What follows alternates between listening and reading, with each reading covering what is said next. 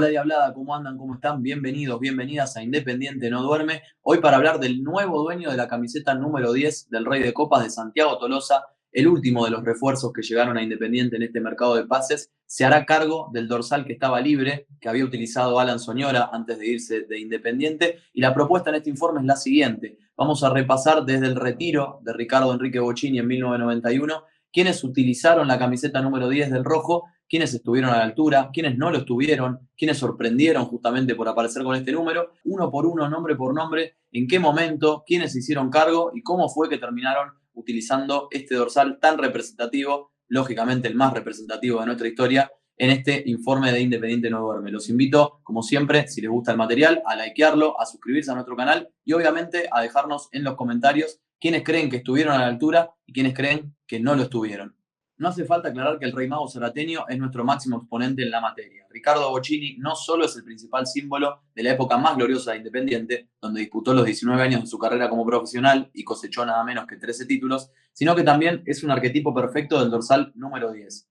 En 1991, tras una violentísima patada de Pablo Ruín, el Bocha anunció su retiro y un único interrogante se apoderó de todos los hinchas del Rey de Copas. Y ahora, Daniel Garnero. Surgido de las inferiores de Independiente, el Dani se hizo cargo de la 10 cuando el Bocha colgó los botines y no defraudó para nada.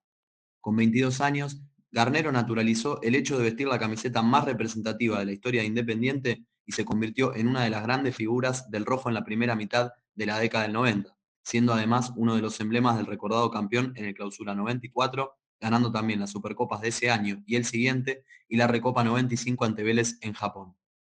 Jorge Burruchaga. Tras su paso por el fútbol francés, Burru regresó a Independiente en 1995 y tomó la 10 en el 96, cuando Garnero se fue a jugar a Chile.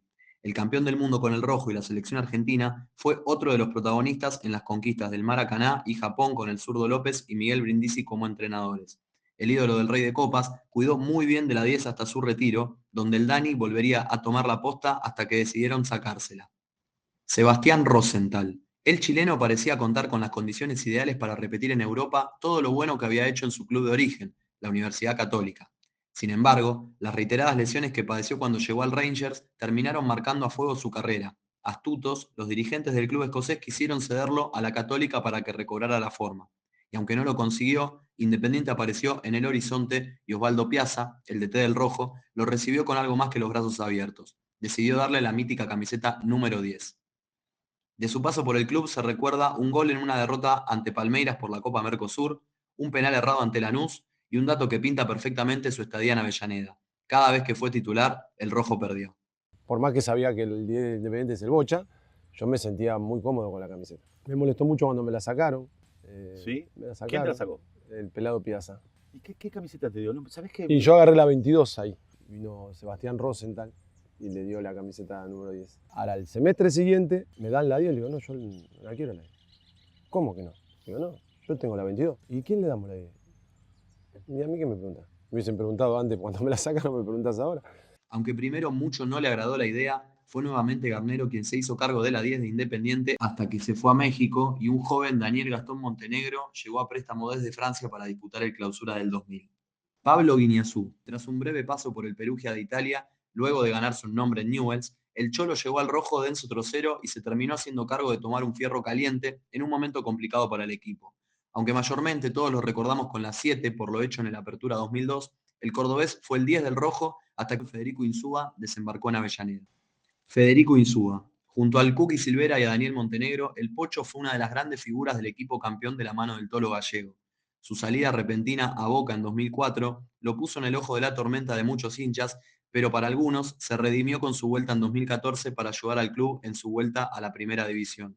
Aunque claro, su llegada a Racing como ayudante de campo de Fernando Vago también generó la bronca de algunos. Damián Manso.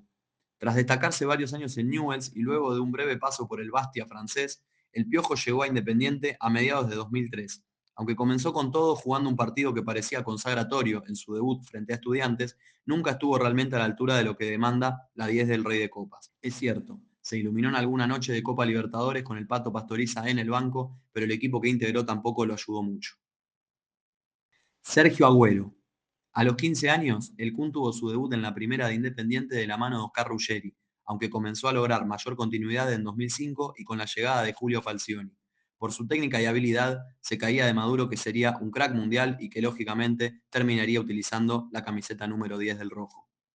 Daniel Montenegro. El Rolfi tuvo varias etapas en el Rey de Copas, y salvo en dos de ellas, donde el número 23 fue el que más lo caracterizó, el surgido en Huracán se hizo cargo de la 10 en su regreso Independiente tras el polémico paso por River, donde varios hinchas le soltaron la mano al campeón de la Apertura 2002 por aquellos dolorosos gritos de gol con la camiseta del millonario.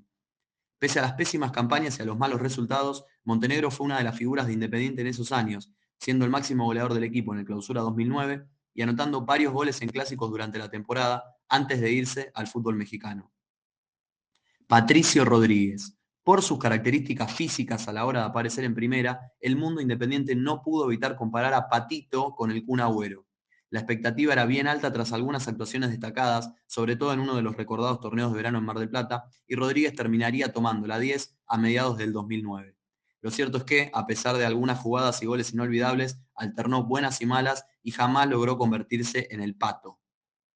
Hernán Fredes, el Magic, así lo bautizaron algunos, tomó la mítica 10 de Bochini en el segundo semestre del 2012 y con Cristian Díaz como entrenador del primer equipo. Junto a otros de los mencionados en este informe, Fredes fue uno de los 10 más criticados por el hincha debido a sus flojos rendimientos con la camiseta del rojo. Daniel Montenegro fue quien terminó vistiendo nuevamente el dorsal cuando pegó la Vuelta de México en enero de 2013 y durante el año más oscuro de Independiente en toda su historia. Matías Pisano. Pocos se deben acordar de Juguete con la camiseta 10 de Independiente, pero lo cierto es que el ex jugador de Chacarita la vistió no solo en aquel amistoso ante Newell's en el verano del 2014, recordado por la polémica camiseta amarilla y azul del Rey de Copas, sino también en el debut de Jorge Almirón como DT del Rojo en cancha de Banfield, venciendo 2-0 a Belgrano por los 16avos de final de la Copa Argentina. Federico Insúa. El Pocho fue el 10 de Independiente en su regreso a primera en 2014, aunque prácticamente no tuvo lugar en el equipo de Jorge Almirón, ya que era suplente y terminó yéndose de forma polémica a pocas semanas de haber comenzado el semestre. Cristian Rodríguez. La llegada del uruguayo a Independiente sacudió el mercado de pases en el año 2015. Ya desde el comienzo de las gestiones que se llevaron a cabo para su fichaje, el mundo independiente ya conocía la existencia de una camiseta con el dorsal número 10 para intentar seducir al Cebolla. Finalmente, su rendimiento y las reiteradas lesiones terminaron opacando las expectativas generadas en el hincha. Walter Erviti. El experimentado mediocampista llegó a Independiente tras una salida conflictiva de Banfield en 2017 y jugó con la camiseta número 10 durante todo ese año. Aunque no era habitualmente titular para Ariel Holland, fue parte del plantel que se consagró en la Sudamericana de ese año y en el plano local muchos lo recordarán por haber anotado uno de los goles agónicos más gritados en los últimos años. Fernando Gaibor, otro que nunca estuvo a la altura. Si bien algunos hinchas se frotaban las manos con la llegada del guante a Independiente por expreso pedido de Ariel Holland, la expectativa generada por lo hecho en Emelec fue demasiado para el ecuatoriano que costó más de 4 millones de dólares y que se terminó marchando del rojo de manera conflictiva. Martín Benítez, odiado por unos e increíblemente amado por otros por aquel emblemático gol atlético de Tucumán, tras 8 años de alternar buenas y malas actuaciones, Martín Benítez recibió la bendición del Bocha y se transformó en el nuevo 10 de Independiente. Al igual que hasta ese momento, el misionero continuó dejando muchas dudas en sus rendimientos y tras un garrafal error en la Sudamericana del 2019, se terminó yendo a préstamo al fútbol brasileño, donde, tras ir saltando de club en club, finalmente parecería encontrar su lugar en el mundo. Alan Velasco, la última gran joya del rojo. A Cachete le tocó vestir la 10 en un momento difícil para el presente deportivo del Rey de Copas, y sin embargo, no tardó en lograr destacarse. Fue vendido prematuramente al Dallas de la MLS durante la gestión que presidió Hugo Moyano, con el argumento de que el dinero se iba a utilizar para pagar la deuda con el América de México, algo que finalmente, como todos sabemos, nunca ocurrió. Alan Soñora. Tras la salida de Velasco, las cuentas oficiales del club difundieron un video donde Alan le entregaba la 10 a su homónimo. La ilusión que generó su pegada quedó rápidamente opacada por su accionar, eligiendo irse libre del club para jugar en el fútbol mexicano en lugar de renovar su contrato y dejarle algo a Independiente. Santiago Tolosa. Después de un semestre en el que nadie vistió la 10, el último refuerzo de Independiente en este mercado se hace cargo del dorsal más representativo del club. ¿Logrará estar a la altura?